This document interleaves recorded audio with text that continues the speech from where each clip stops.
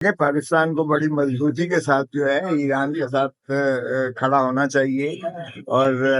یہ زبانی جمع خرچ سے نہیں چلے گا کام، اس لیے کہ اگر کھٹکتا ہے دل یزداں میں کانٹے کی طرح تو وہ پاکستان ہی کھٹکتا ہے، اور پاکستان ہی ایک ایٹامک طاقت ہے، پاور ہے۔ مسلم بم بھی پاکستان ہی کے پاس ہے، اور اگر اسرائیل کو کسی سے خطرہ ہے تو وہ پاکستان سے ہے۔ اس لیے پاکستان کو جو ہے بالکل مضبوطی کے ساتھ کھڑا ہونا چاہیے، کیونکہ اگلی باری اگر یہاں نہ روکا گیا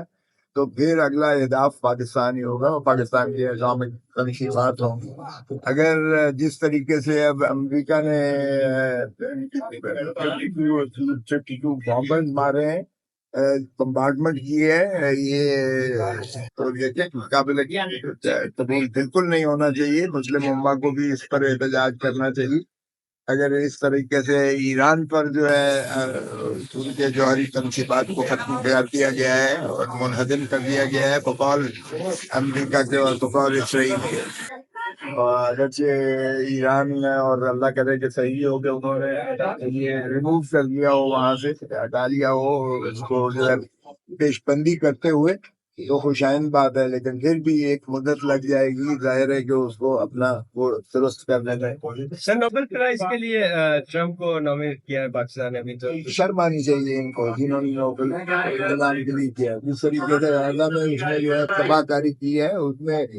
صرف یہ کہنا کہ اسرائیل نے کیا ہے اور امریکہ کا کوئی دخل عمل نہیں ہے تو یہ بالکل غلط بات ہوگی، لغو بات ہوگی۔ جس نے بھی یہ احتجاج کیا ہے وہاں ٹرمپ نے ان کو اسکولوں سے بھی نکلوا دیا ہے ان بچوں کو، اور ان کی جو ہے قسم پرسی کے عالم میں جو اس وقت فلسطینی ہے، جس طریقے سے نہ صرف فلسطینی ہے کے سارے علاقوں پہ جو ہے اسرائیل کی دسترس جو ہے وہ قابل مذمت ہے، اور جتنا اسلامی امہ نے جو ہے اس معاملے میں کوئی ایسی چیز نہیں کی ہے، اور امریکہ اگر بدمست ہاتھی کی طرح رونتا چلا جا رہا ہے، یا اسرائیل کا تو ایک کام ہی ہے، اصل میں تو پیچھے امریکہ ہے۔ تو اس لیے ایسے درندگی کے شخص کو اگر آپ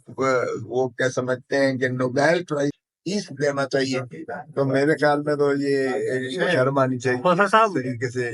یہ اس کو نامزد کیا ہے۔